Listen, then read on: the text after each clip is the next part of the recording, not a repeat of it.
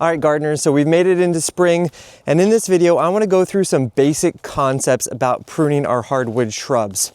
If you're looking for specific plant-related pruning videos, go to my channel. You can find some videos about how to prune Hydrangea paniculata, Hydrangea macrophylla, rose shrubs, and a few other ones right there on the channel. But in this video, we're going to cover some key basic concepts that can be ascribed to essentially all of our hardwood shrubs. Now, the first, of course, is obvious.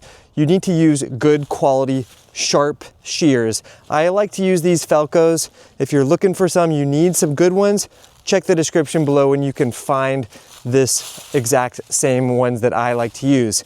Now, at the beginning of spring, I always sharpen them, and when you're going out to prune your shrubs, you need to clean those blades. Just use some rubbing alcohol to clean the blades, and you're gonna wanna do that between shrubs when possible. It's very important to minimize the chance of any potential diseases spreading from one plant to the next. Now, the next thing you need to determine is whether or not your plant is producing flowers on new wood growth or on old wood growth. Plants that produce flowers on new wood growth, like Hydrangea paniculata, many rose shrubs, those are actually going to produce growth from spring till summer, and then flower buds will bloom on that brand new growth. Those types of shrubs can generally be pruned at any time. I tend to prune mine in the springtime, which is what I'm going to be setting out to do here later today. Now, plants that bloom on old wood, such as Hydrangea macrophylla, those will actually produce their flower buds on growth last summer or autumn, which means you should be pruning those after they finish flowering. So for instance, a Hydrangea macrophylla that blooms in the summertime, prune that back after it's finished flowering. It will then continue to grow a little bit to the end of the season, and on that growth from last year is where those flowers this season are going to be blooming from. So obviously it's essential to know if your plant blooms on old wood or new wood. Just do a little search on Google and you will find that answer. Now, when you start making your cuts, it's important that you always make your cuts at a 45-degree angle. The reason is because when you make those cuts, if you make a flat cut and then you get rainfall, the rain will stay on that flat cut, and that can encourage rotting. When you cut them at a 45-degree angle, any rain that falls will just naturally fall down. And when you are making those cuts, you always want to make your cuts just above a node, or where the branching takes place, or at the ground. Those are really the three places where you can successfully make a cut and then guarantee that growth will emanate from where you cut. If you just cut in the middle of a branch, not just above a node, you're going to have a lot of dead space, and that's just not going to look attractive on your plant. After a long, hard winter, the first branches that you want to start cutting away are any branches that have broken or that might be like partially damaged, as well as any branching, any sections of a shrub that look diseased. And if you do have any sections of any shrubs that look diseased, definitely make sure that you're gonna clean those shears before you move on to your next plant.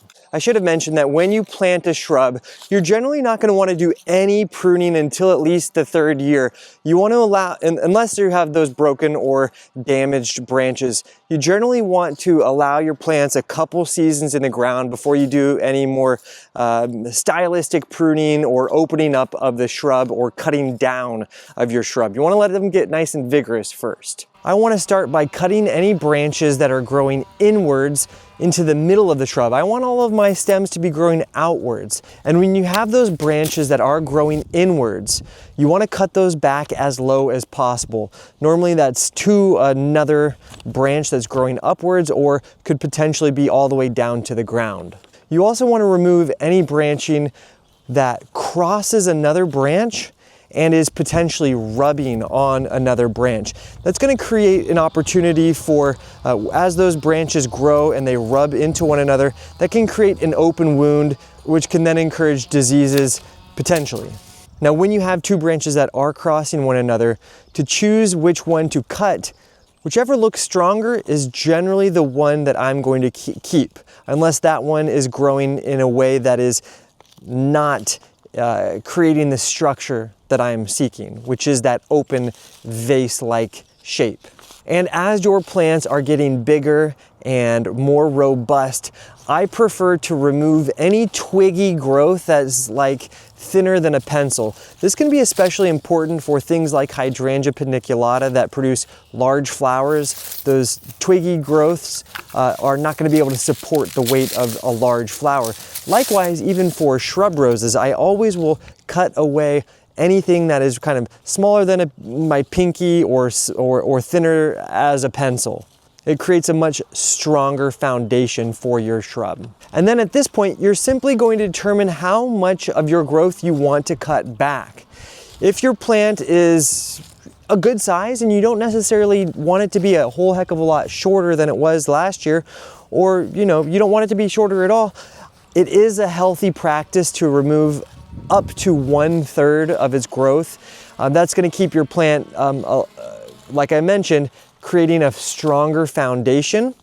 But if your plant is getting out of hand and a little bit too large, you can remove as much as 1/2 of the height of your shrub, but you never really want to do more than half of its size. And if your plant is just way too big, consider like a 3-year plan of each year reducing it by half, and over time after 3 years it should be a much more manageable size for you. For me, my limelight hydrangea, for instance, I generally will reduce that by at least a half because that just grows so robustly, so fast, and so much, it really does get out of hand. Whereas my shrub roses, I'm generally going to cut back just about 1/3. And finally, just go for it. Don't be scared. Do it slowly.